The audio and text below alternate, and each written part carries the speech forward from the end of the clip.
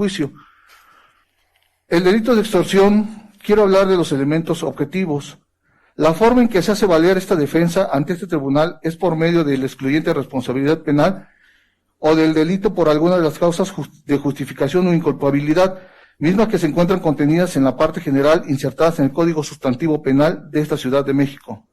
Así pues, la tipicidad de la propia palabra se explica que es la ausencia de la tipicidad, que es el aparente delito que se le imputa a un sujeto como lo es el hoy ajusticiado en esta sala y no reúne los elementos del tipo. Comento por lo menos que debería de existir una conducta desplegada para considerarse como típica. Sin embargo, la conducta señalada por esta fiscalía, a mi defenso, no se ajusta al señalamiento al tipo penal ubicado en la Ley Penal de Extorsión Agravada, por lo que expongo a continuación. En términos del artículo 29 del Código Sustantivo Penal de la Ciudad de México, nos dice que las causas de exclusión del delito se excluye cuando concurran una causa de atipicidad, causas de justificación o causas de inculpabilidad. Así pues, nos ajusta en este caso la fracción segunda, donde nos dice a la letra, fracción segunda, atipicidad por falta de elementos del tipo penal, falte alguno de los elementos que se integran la descripción legal del delito que se trate. No obstante, el artículo 236 nos dice a la letra, al que obligue a otro a dar, a hacer, dejar de hacer o tolerar algo, obteniendo un lucro para sí o para otro, causando algún perjuicio patrimonial. Visto lo anterior, hago saber a su señoría que la supuesta conducta desplegada por el hoy imputado no se ajusta ni se adecua al tipo penal que se expone por parte de la Fiscalía en la investigación a través del pliego de acusación expuesto, dado por lo siguiente que expongo.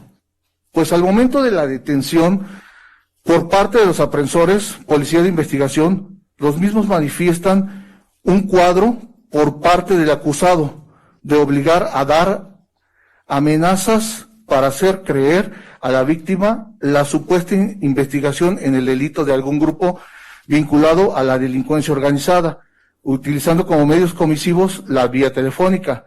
Asimismo, también exponiendo en su clasificación jurídica que el delito se cometió por más, en estos momentos estoy escuchando que por más de 3 personas, pero fueron 2 personas nada más, de forma instantánea, con voluntad, conciencia y ánimo de causar un grave daño al pasivo. Sin embargo, en el momento de la detención y aún en la investigación complementaria, la Fiscalía no explotó, y lo seguimos viendo en estos momentos, para obtener datos de pruebas pertinentes, por lo que está hablando el asesor jurídico, que existieron datos de prueba suficientes, vastos, demostrativos, idóneos, datos de prueba pertinentes durante la etapa de investigación complementaria, mismos que tuvieron relación con lo que se pretendió demostrar en este juicio. También existieron datos de prueba demostrativos, mismos que carecen para acreditar el hecho, pues su puro ateste de los aprensores, policía de investigación, no es aislada ni determinante, dado que aún faltó determinar por otros medios de evidencias documentales, audios y videos, pues la extorsión rigurosamente siempre requiere documentos relevantes, especialmente los audiovisuales, no olvidemos los testimoniales firmes y pericias solventes, convincentes y oportunamente formalizadas, a modo y fin de probar de que se ha consumado una extorsión, pues sería infundado, incluso, se lo digo a la Fiscalía, calumnioso o al menos temerario, acusar de extorsión sin probar la intención de obligar a otro a hacer algo que no se quiere con violencia o intimidación. También faltaron evidencias circunstanciales donde constataran el hecho punible. Por ejemplo, fotografías donde se muestra lo que el testigo aprensor, policía de investigación, pudo constatar con relación a los hechos criminales.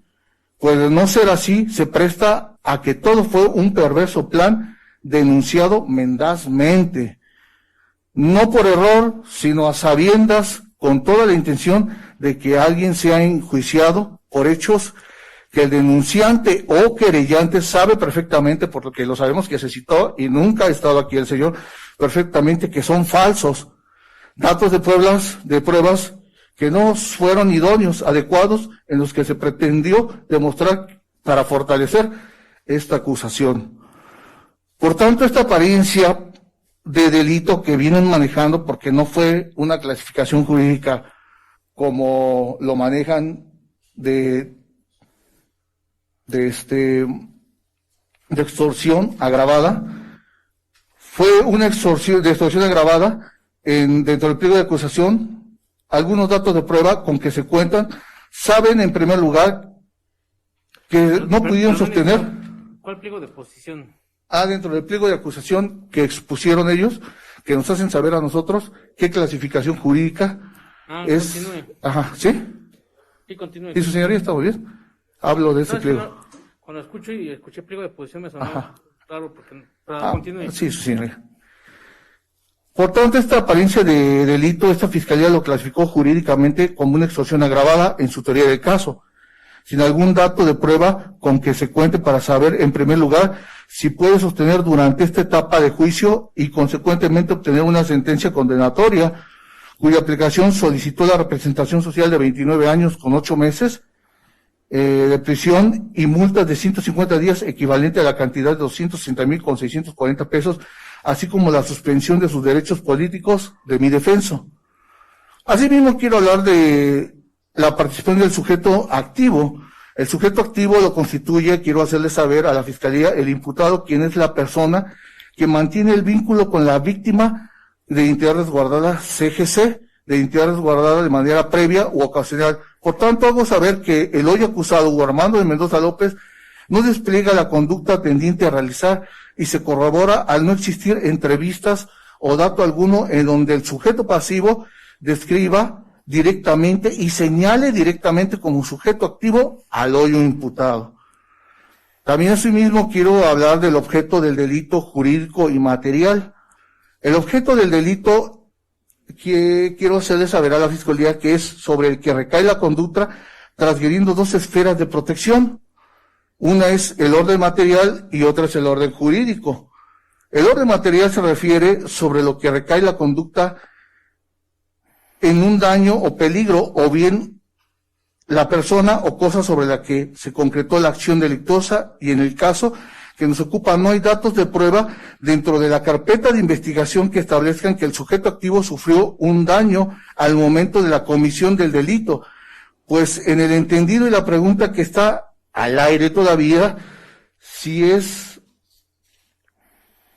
que tenía temor el señor, ¿por qué se presentó? Si es que se presentó el señor y se expuso el señor y no dejó que la policía de investigación realizara su investigación, pues le avisó un día después, 2 horas antes de presentarse supuestamente el señor en el lugar citado del 1 de abril del año 2020 a las 3 de la tarde, y por qué no le avisó el mismo día que le avisaron un día antes a las autoridades donde estaban llevando una investigación por tentativa de extorsión.